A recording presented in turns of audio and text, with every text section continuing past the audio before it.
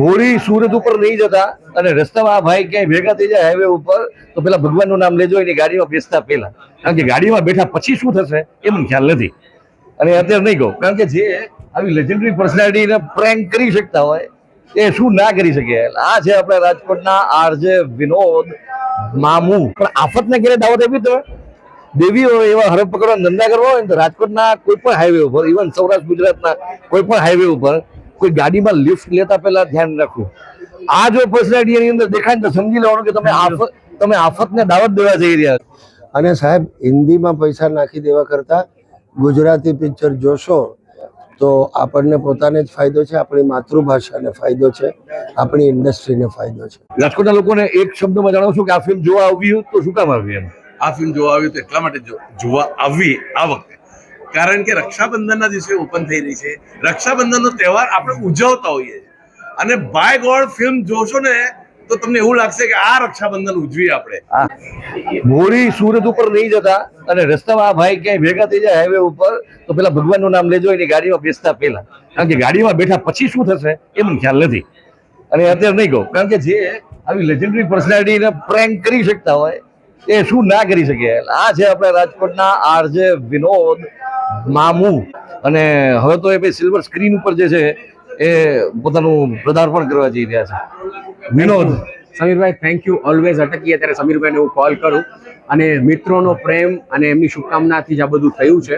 So thank you સમીરભાઈ. Always ભેગા અમે લોકો ક્યાં પણ જઈએ, ક્યાં પણ હોઈએ, ક્યાં પણ જવાનું હોય તો સાથે જોઈએ અને એમનો ગાઈડન્સ મળતો રહ્યો છે. અને થેન્ક્સ ટુ સમીરભાઈ ઓલવેઝ ઇન્સ્પાયર કરવા માટે. અને બિગ સ્ક્રીન ઉપર જ્યારે આવવાનો મોકો મળી રહ્યો છે ત્યારે રાજકોટનો અને સમગ્ર ગુજરાતનો જે લોકો અમારા કાર પ્રેન્ક જોયો છે, મામુ બનાવ્યો, એમનો પણ દિલથી આભાર, કારણ કે તમે લોકો વિડીયોઝ જોયા એટલે અમારી નજર જે ફિલ્મ મેકર્સ છે એમની નજર અમારા પર પડી અને આ ફિલ્મ અમને મળી. જેમાં એમણે મારા વખાણ કર્યા, મારો સારો મિત્ર છે, એ બધી વાત સાચી, એની જગ્યાએ વાત બધી, પણ એની ગાડીમાં બેસતા પહેલા હું 2 વખત પહેલા વિચાર તો કરી લઉં છું કે આનું નક્કી નહીં ક્યાંક મારું મામુ બનાવે. એટલે આમાં કઈ રીતે આ કેવી રીતે મામુ બનાવી દીધું તે પ્રોડ્યુસરનો? કે તને એમાં કેવું છે, રુચિતભાઈ એટલે હરીશભાઈના સન, એમનો વોટ્સએપ પર મેસેજ આવ્યો, મને તો મજાક જ લાગતું હતું. પછી અર્જુનને મેં કીધું, અર્જુન કે વાત તો કરી લે. પછી એની સાથે વાત કરી ત્યારે રુચિતભાઈએ કહ્યું કે અમે તમારા પ્રેન્ક જોઈએ છે અને અમારી ફિલ્મમાં એક સિક્વન્સ છે, તમે કરશો? મેં કીધું ના હોય આમાં. પછી સિક્વન્સ કરી, એક એક્સપિરિયન્સ, સુપર એક્સપિરિયન્સ મળ્યો. અને બીજું એમણે એ પણ કહ્યું છે કે વિનોદ અર્જુન નેક્સ્ટ પિક્ચરમાં ફરી તમને અમે લઈ રહ્યા છીએ. પણ ઓવરઓલ વિનોદની કેટલાની ફિલ્મ છે? એટલે આમ કાઉન્ટ કરીને તો આ ત્રીજી કહી શકાય, બીજી હજી 2 હવે આવવાની છે. એક બનીને રેડી થઈ ચૂકી છે. પેલું જે પછીનું કામ હોય ને ફિલ્મ બની ગયા પછીનું, એ અત્યારે પોસ્ટ પ્રોડક્શન ચાલી રહ્યું છે. 2 મહાન કલાકારો છે, એક તો સિદ્ધાર્થ સર, એક અનુરાગ સર. બહુ જ અનુભવી કલાકારો કે જેમની વાત ન થઈ શકે. કેવું કામ એમની સાથે પેલા પગ જૂટતા હતા? કારણ કે આ તો અમિતાભ બચ્ચન કહેવાય આપણે ગુજરાતી ફિલ્મ ઇન્ડસ્ટ્રીના. ડેફિનેટલી, કારણ કે ડાયરેક્ટર ધર્મેશ મહેતા સર એમની ફિલ્મનું પાસ્ટમાં એના હીરોના બધા ઇન્ટરવ્યુ કર્યા હોય, એમની સાથે પિક્ચર કરવાનો મોકો મળે એટલે એ ખરેખર ડ્રીમ કમ ટ્રુ કહેવાય. રુચિત સર, હરેશ સર, એમની આ ફિલ્મ, અને સાથે અનુરાગ સર, સાથે સિદ્ધાર્થ રાંદેરિયા સર, એમની પાસેથી ઘણું શીખવા મળ્યું. ક્યારે મારી ભૂલ પડે ને ત્યારે પીઠ ઉપર હાથ મૂકીને કે બિંદાસ કરને બાપુ, ટેન્શન નહીં લેવાનું, મજા જ કરવાની. That's great, that's great. All the best. રાજકોટના ગૌરવ છે વિનોદ પર, અમને તો સ્પેશિયલ ગૌરવ છે. Thank you. સોશિયલ મીડિયાનું તો કહીને કે ઘણા ટાઈમથી મહેનત કરતા હતા, પછી વિનોદભાઈ કહીને કોન્ટેક્ટ થયો ને પછી અમે આ કાર પ્રેન્કનું ચાલુ કર્યું ને બધાનો પ્રેમ એટલો મળ્યો ને કે દિનના બધા વિડીયો વાયરલ થતા ગયા ને બસ અમને નથી ખબર આ બધું કેવી રીતે થયું ને. પણ અમે જે તમારા જોઈએ છે કાર પ્રેન્ક્સ, એમાં સૌથી વધારે માર ખાવાનો વારો તમારો આવે. એમાં એવું છે ખરેખર સાચું હોય ને મારે એમાં એવું છે કે હું માર ખાઉં ને એ વિડીયો હે ને વાયરલ થઈ જાય ને બધાને ગમે. અચ્છા, જે અત્યારના જે સિલ્વર સ્ક્રીન ઉપર આજે તો આવવા જઈ રહ્યા છો, કેવો એક્સપિરિયન્સ રહ્યો શૂટ ટાઈમ? બહુ મજા આવી, બહુ. એટલે કહીને કે અમારી માટે આ એક નવી શરૂઆત હતી, નવો અનુભવ હતો. તો ભાઈ આમ ઘણું શીખવા મળ્યું ને હજી ઘણું શીખવું હોય તો બસ આ પહેલી જ કહીને અમારી સફર છે. એને રાજકોટવાસીઓને કહું કે ભાઈ જે રીતે વિડીયોને અમને પ્રેમ આપો, આ પિક્ચરને પણ આપજો. તમારી ચેનલ જે છે એના ફરી પાછું એક વખત આઈડી લોકોને કહી દો. નામ તો બધાને ખબર જ છે, મામુ બનાવ્યો. અને ફેસબુક, ઇન્સ્ટા અને આરજે વિનોદભાઈનું આઈડી છે ઇન્સ્ટામાં, અને મારું the Jongo official. The Jongo official. હા, ધેટ્સ ગ્રેટ. સૌથી પહેલા તો જેમ મેન્શન કર્યું કે ઝી સાથેનું, એ પણ એક મોટી ઘટના છે. ઝી સ્ટુડિયો આટલી મોટી કંપની, અને આપણા સૌ માટે આનંદની વાત છે કે હવે જે મોટા મોટા નિર્માતાઓ છે, સ્ટુડિયો છે, જે હિન્દી ફિલ્મો સાથે સંકળાયેલા હતા, એ બધા હવે ગુજરાતી તરફ વળી રહ્યા છે. દેટ મીન્સ કે ગુજરાતી ફિલ્મો બધાનું ધ્યાન ખેંચી રહી છે. હવે જે જરૂર છે એ ઓડિયન્સ ખેંચાઈને આવે અને આપણી ફિલ્મોને એવો સપોર્ટ કરે કે જેથી આપણે માત્ર ગુજરાત પૂરતા સીમિત ન રહીએ, પણ પેન ઇન્ડિયા અને ઇન્ટરનેશનલ માર્કેટ સુધી આપણી ફિલ્મો પહોંચી શકે. સિદ્ધાર્થ રાંદેરિયાની ફિલ્મોગ્રાફીની અંદર આપણે નજર કરીએ તો આ એક આફ્ટર અ લોંગ કે જેમાં ઇન્ટરવલ સુધી લોકોના પલ્સ હાઈ થઈ રહ્યા છે, તો કેટલું ચેલેન્જિંગ રહ્યું આ રોલને સમજવું અને પછી એને ટેલેન્ટ કર્યું?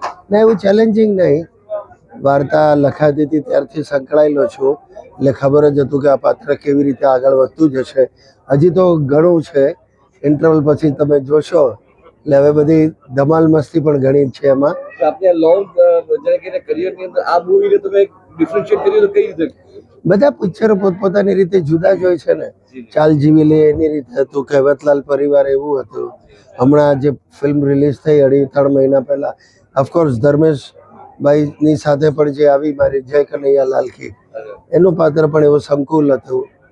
અને જિંદગી વન્સ મોર તો એમાં અલ્ઝાઇમરની વાત હતી, એના પેશન્ટની. એ બધા પાત્ર પ્રમાણે પાત્રનું ચિત્ત અભિનય કરવો એ જ કલાકારની આવડત છે. શું કહેશો એક બાળક સાથેનો તમારો આ જે એક્સપિરિયન્સ હતો? સરસ, બહુ સરસ, બહુ સરસ. અને બહુ હોશિયાર છોકરો છે અને બહુ શિસ્તબદ્ધ અને ગ્રાસ્પિંગ પાવર સરસ છે. એની પહેલી ફિલ્મ છે, એવું લાગે નહીં તમને જોયા પછી. લોકોને મૂવી માટે કઈ રીતે અપીલ કરશો? બીજું શું અપીલ કરવાની? પિક્ચર છે, સારું છે, વખાડ્યું છે, અને જે જોઈને બહાર નીકળશે બીજા 10 જણને કહેશે તો એ રીતે. અને સાહેબ, હિન્દીમાં પૈસા નાખી દેવા કરતાં ગુજરાતી પિક્ચર જોશો તો આપણને પોતાને જ ફાયદો છે, આપણી માતૃભાષાને ફાયદો છે, આપણી ઇન્ડસ્ટ્રીને ફાયદો છે. તમે આમ ઓલવેઝ પિક્ચરમાં કંઈક નવું લઈને આવતા હો છો, આમાં પણ નવું છે અને ધમાકેદાર તમારી ફિલ્મોમાં કોમેડી તો હોય જ છે. સી કોમેડી તો આજે બધાને સ્ટ્રેસ બસ્ટર જ જોઈએ, લોકો એટલું એ છે. એટલે કોમેડી સાથે પ્લસ મારી ફિલ્મોમાં એન્ડમાં એક મેસેજ હોય જ છે. સો આમાં બી તમે જોશો ફૂલ, આમાં ગુજરાતી થાળી જેવી ફિલ્મ છે, કોમેડી છે, થ્રિલર છે, પણ છેલ્લે એક સરસ ઇમોશન્સ અને સોસાયટી માટે એક મેસેજ છે, એ લોકોને ખૂબ ગમશે. અનુરાગ સર, લાઈફમાં તમે બહુ બધી ફિલ્મોમાં, સિરિયલ્સમાં અને થિયેટરમાં કામ કરેલું છે. આપના વિશે તો બહુ બધા લોકોએ શું કહેવાય એપિસોડ પર લવારીના જોયા છે, એટલે વધારે કંઈ પૂછવાનું નથી હોતું. પણ આ ફિલ્મને તમારી કરિયરમાં કેટલી ડિફરન્ટ તમે ગણો છો, અથવા એનાથી થોડુંક તમારે તારવવી હોય તો કઈ રીતે, કે શબ્દોમાં કઈ રીતે?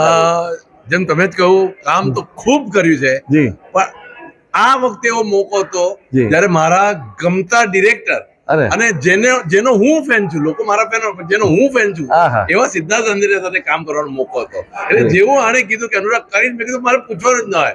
પ્રોડ્યુસરે કીધું કે ભાઈ શું છે, ધનનું કેટલું છે, મેં કીધું એ પછી તમારે જે આપવું આપજો, આ તક મારે જવા દેવી નથી. કારણ કે એના 3 કારણો હતો. એક સ્ક્રિપ્ટ જોરદાર, વાર્તા જોરદાર, બીજું ડિરેક્ટર જોરદાર, અને ત્રીજા મારા ગમતા એક્ટર સાથે કામ કરવાની. રાજકોટના લોકોને એક શબ્દમાં જણાવશો કે આ ફિલ્મ જોવા આવી તો શું કામ આવી? એમ આ ફિલ્મ જોવા આવી તો એટલા માટે જોવા આવી આ વખતે, કારણ કે રક્ષાબંધનના દિવસે ઓપન થઈ રહી છે. રક્ષાબંધનનો તહેવાર આપણે ઉજવતા હોઈએ છીએ, અને બાય ગોડ ફિલ્મ જોશો ને તો તમને એવું લાગશે કે આ રક્ષાબંધન ઉજવીએ આપણે. ઉજવણી માટેની આ ફિલ્મ છે. ક્યાં વાત. અને હવે કોન્ટેન્ટમાં ગુજરાતી ફિલ્મ ઇન્ડસ્ટ્રીમાં એક નવું પાસું જોવા મળે છે. સોશિયલ મીડિયાને પણ ક્યાંક સ્થાન મળ્યું છે. સોશિયલ મીડિયાના સ્ટાર્સ જે છે, તો એ બધા સ્ટાર્સની સાથે પણ હવે તમે કામ કરી રહ્યા છો. ડેફિનેટલી. તો અનુભવની સાથે એક નવો આયામ, આ બધું જોડાવાનું તો કેવો એક્સપિરિયન્સ? અરે બહુ ગજબનો એક્સપિરિયન્સ.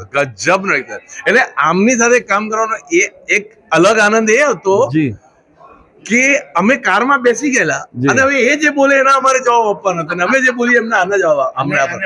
એટલે હું પ્રી પ્લાન્ડ સ્ક્રિપ્ટ હોય ને તો ત્યાં કારમાં બધું બદલાઈ જાય. પિક્ચરમાં બંને એક જ સીન છે, પણ highlight thanks to Dharmesh sir, જે એમનું ડિરેક્શન છે માઇન્ડ બ્લોઈંગ હતું ખરેખર. એમની પિક્ચરનું વર્ષો પહેલા મેં પણ પ્રમોશન કર્યું હતું, ઇન્ટરવ્યુ લીધું, પણ આજ મને નહોતી ખબર, ત્યારે સપનામાં નહોતી ખબર કે એમની પિક્ચરમાં મને કામ કરવાનો મોકો મળે. ક્યાં વાત.